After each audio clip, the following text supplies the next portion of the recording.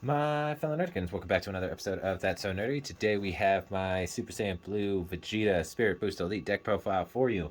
I'm actually pretty stoked to finally put this deck profile on the channel because I've been working really hard on it.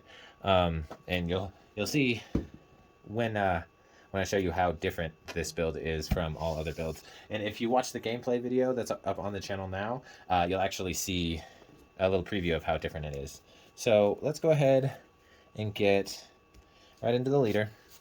So on the front side, he when he attacks, you get to draw a card, and then he gets plus 5k for the turn, which is always really nice on your unawakened side to be able to have 15k on swing.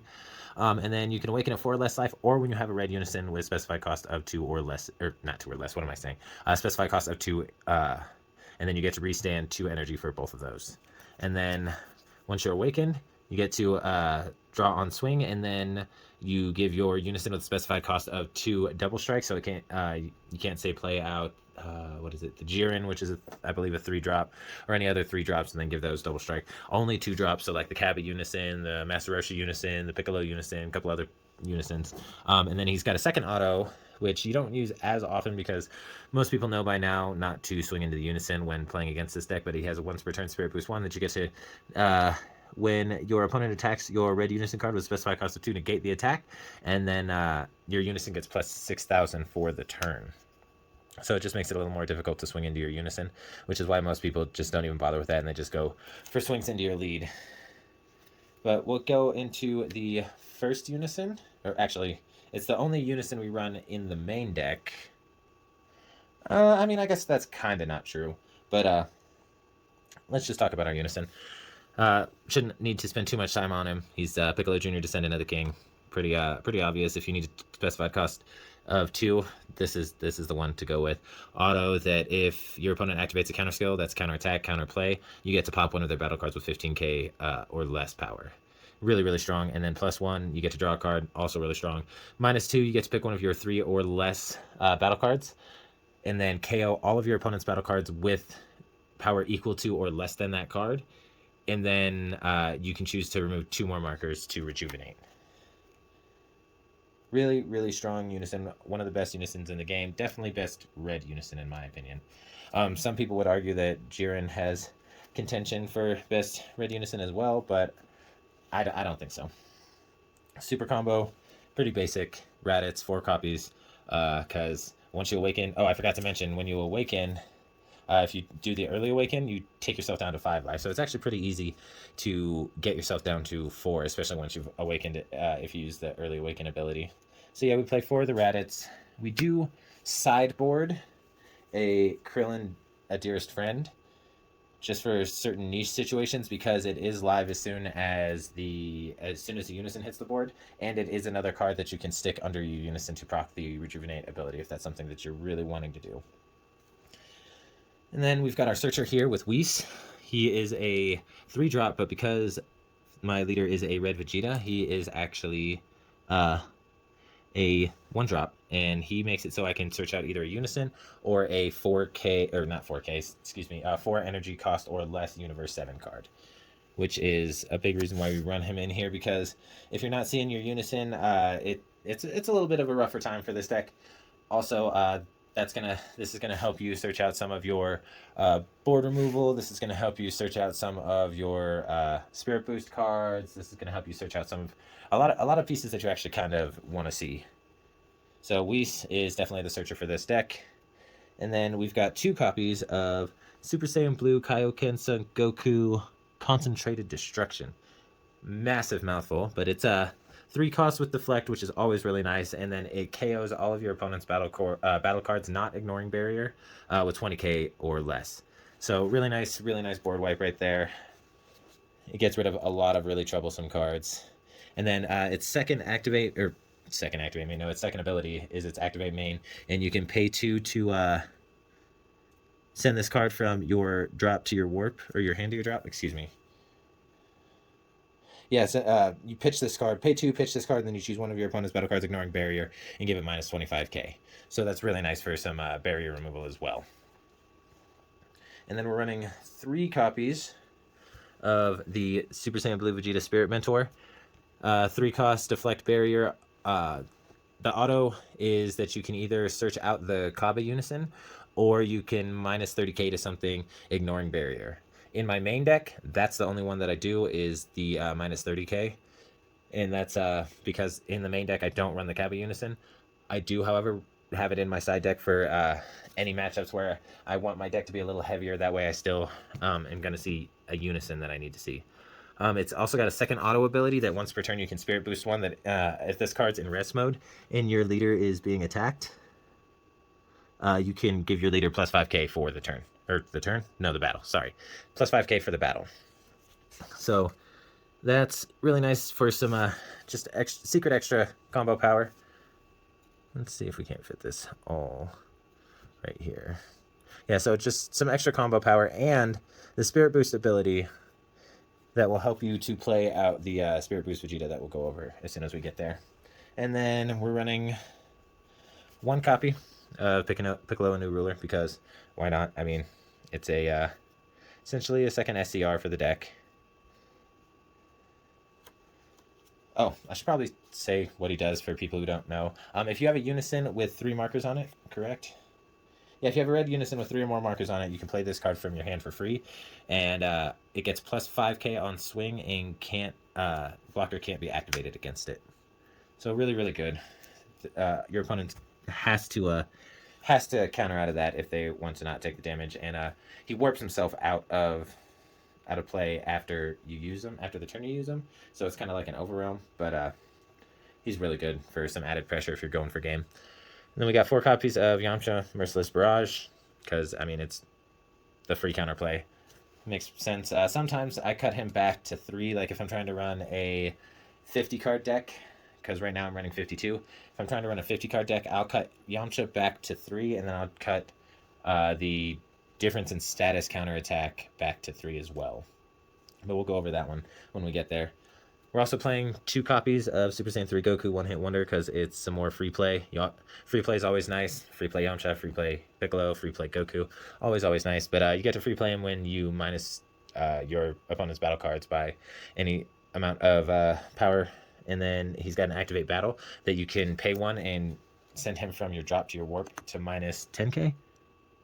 5k. To minus 5k to one of your opponent's battle cards, which actually is helpful to, like, say, play out the second copy if he's already in your drop area. You just swing with something, activate the battle, and then play out the second copy for free. And then, speaking of more free play, we've got 3 copies of Surprise Attack Vegeta, because we do run pretty heavily into the Spirit Boost package. I wouldn't say, like, super heavy, but, I mean, it is kind of heavy compared to a lot of other builds that I've seen. Pretty much any other build I've seen. But yeah, we're running 3 copies of him, because if you remove a marker using Spirit Boost, you get to play him out for free. Kind of like the Surprise Attack Frieza that plays out when you KO a battle card. Makes sense.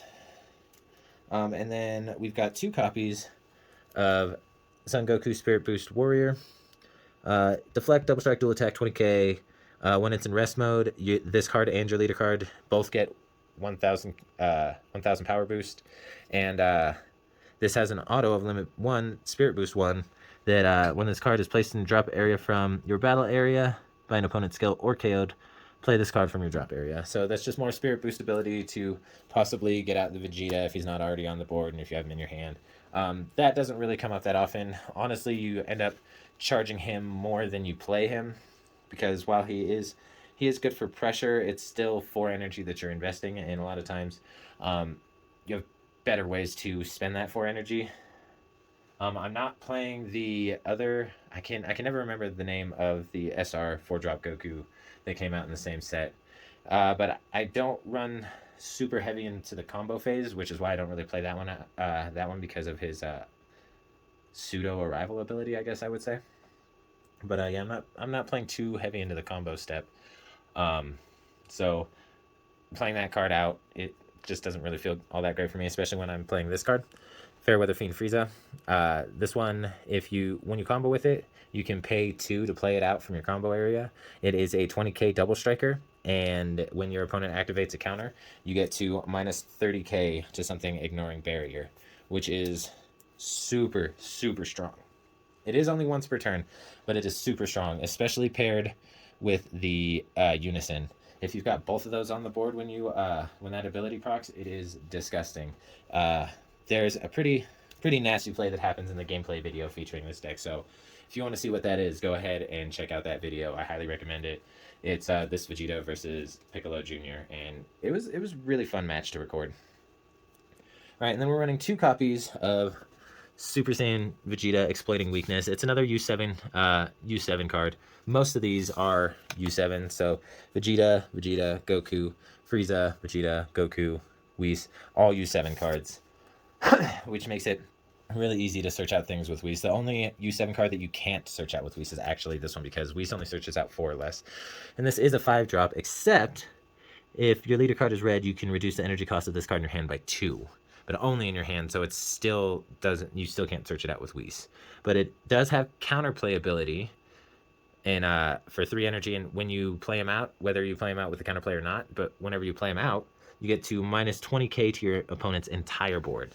So that's just more board control, more board wipe. It's really good. Really, you don't really have to proc his counterplay ability very often, but it does come in handy every once in a while, especially against decks like AOD or Prismatic Bardock, stuff that plays like real low spammy strategies. That Vegeta just takes care of it. And then the last of our battle cards is a really old throwback, and it always throws people off when they see it hit the board, and it's also why I only ran 1 of it. But it's Miraculous Comeback Ultimate Gohan. Now, if you have 3 or less cards in your hand, not including this card, he becomes a 2-drop instead of a 6-drop, which is really good because he's a 25k double striker, as well as when he KOs one of your opponent's battle cards, you get to inflict 2 damage onto your opponent. So if they have something that's like super weak in rest mode because of whatever, or they're counting on a blocker to be able to save them, this Gohan just kind of gets around it, especially if it hits the board. All right, now we're going to get into our extra card package, and that's going to be, or at least start out with, 4 copies of Strategies of Universe 7. We have a lot of Red Saiyans in this deck, and only one of them inherently has barriers. So in order to protect some of your more key pieces, it's really nice to be able to throw that out there every once in a while. And then we're running 4 copies of Difference in Status. Like I said, if I was going to cut down the deck size, I'd cut one of these out and one of the Yamchas out to make it a 50 card deck. But this just helps more for your Spirit Boost ability. Yeah, it helps more for your Spirit Boost ability to be able to get Vegeta out for free if you don't already have him out there. For those who don't know, it's got Counterattack for Spirit Boost X. It doesn't negate the attack, but it minuses the attacking card by 5k, and then for every marker that you remove from your Unison, it minuses an additional 5k. So that actually comes in really handy, especially if you have like a Unison with a pesky ability that's been triggered. You can minus the Unison straight down, get rid of the marker that gave it the ability, and then all of a sudden it's like, oh, oops, you can't do what you wanted to do. We're running 3 copies of King Vegeta Imposing Presence. We do have a 4th copy in the side deck. You don't really need to run 4, that's why this is only at 3. It's a counterattack that minuses the attacking card by 10k. Yeah, minuses the attacking card by 10k, ignoring barrier, and then every card that attacks after that inherently gets an additional, or gets minus 5k for the attack, which comes in really nasty, especially if you play multiple copies of this in a turn. And then if you also play a copy of this, it gets really gross. It feels bad for your opponent sometimes. Also, it has the permanent ability that if you're at 3 or less life, you can pitch a card from your hand to play it instead of paying its energy cost, which is always nice to have free counter ability, which is another big reason why I'm running those guys. Also a big reason why I'm running 3 copies of Testing the Opposition. For those who don't know, this is a counter that if you're at 5 or less life, you can take a life to play it for free, and then it negates the attack and then plays out a blocker token. The token only has blocker for the turn, but this, and as well as Homicidal Clones, actually have combo power, whereas the Frieza's army tokens do not have combo power. They're just 10k bodies, whereas the Cybermen and the Homie Clones are 5k bodies with 5k combo. And then the last of our extra card package is 2 copies of Gigantic Meteor. It is a, because our leader is a Mono Red Saiyan, it becomes a 1-drop, and it's got an activate battle of limit 1. Choose 1. If it's your turn, choose any number of your opponent's battle cards that add up to a total power of 30,000 or less and KO them, which is really strong. I don't use that one as often, but I have used it once. But the second ability is pretty much why I'm running this, and it's choose up to one of your leader cards or unison cards, and it gets plus 15k power and has its skills negated for the battle. Additionally, if your leader card is a Broly card, the chosen card gets an additional 10k power for the turn, which doesn't matter because obviously this isn't a Broly leader. But having that additional 15k for one on a leader swing when your opponent's like, oh, he's just swinging with lead, it's clutched me the game a couple times because they're just not expecting it. And then to go over our SCR, it's Gohanks. Big reason is because it's the only red SCR that I have. Another reason is because it's really good. It is a unison with dual attack and blocker, and when it comes into play, you minus 25k to your opponent's entire board, ignoring barrier. And then the +1 ability is to, when your opponent attacks with a battle card, you can give it minus 25k for the turn, and then activate main, you can minus 4, and then this gains triple strike and 15k for the turn. So it becomes a dual attack triple striker 40k. Really, really, really good. Excuse me, sorry about that. So yeah, that is my Spirit Boost Elite deck. I absolutely love it. I hope you guys love it too, because I have so much fun playing with it, and I really want to start showcasing it more. There are a couple things that I would like to change, but it's just piddly little quality of life stuff that is really only situational.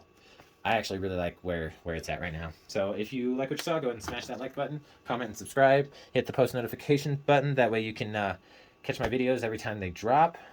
I'm trying to be more consistent about when I upload. I'm trying to do at least one gameplay and one deck profile a week. So if I could get some more support, that would be amazing. And if not, hey, we've all got our own lives. It's all good.